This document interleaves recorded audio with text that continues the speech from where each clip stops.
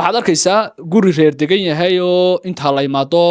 niman nooho wata nooho yaro magaalada degmada waxa weeyaan dawladda hoose joogto in badan nagu raagtay taas kulay update ku dhici doona insha Allah golaha deegaanka cusub markay imaadaan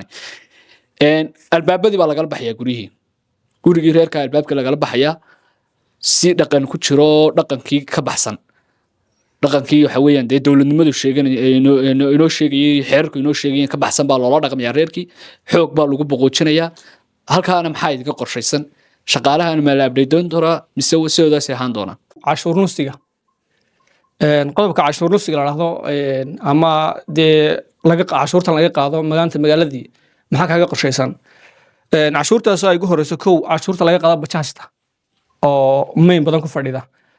cashuurta bajaajta laga qaado laba bajaajta wax laga qaado laba cashuurood ba laga qaadaa mid ay ka qaado iskaashato iyo mid ay ka qaado ay dowladda hoose ka qaado iskaashatadu meesha ku socoto waad noo sheegaysaa badinka halkaa in ka fadhinaa tan dowladda hoose waan garanay waa dowladda hoose iskaashatadu waxay u qabato baan doonaynaa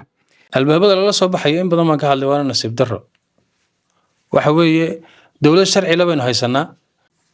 qofkan waxaa ku filan maalin hebel ilaa maalin hebel baad waqti haysataa inaad ku bixiso deynka lagugu leeyahay haddii uu ku soo bixin waayo in markaa step loo qaado in ganaax la saaro in mar labaadka haddii uu ku soo bixi waayo ganaaxii uu laba jibaarmayo mar saddexaadka haddii ku soo bixi waayo tallaabo sharci laga qaado oo isagii dee xarumaha fulinta looga yeedho ayaa ka muhiimsan in albaab lasoo goosto waa maati laga soo goosto mana dhici doonto insha allahu in albaab lasoo goosto caawa waan idin ballan qaadaya albaab in lasoo haddii aanan ogeyn in lasoo goostana qofka soo goosta lagula xisaabtami doonaa waxaan idin ballan qaadaya burco mar dambe qof mas-uul oo tuurta albaab ka soo qaadaya inaanu jiri doono insha allahu tacaala mana dhici doonto bajaajtu sidaa ustaad xuseen sheegay lacag badan waa laga qaadaa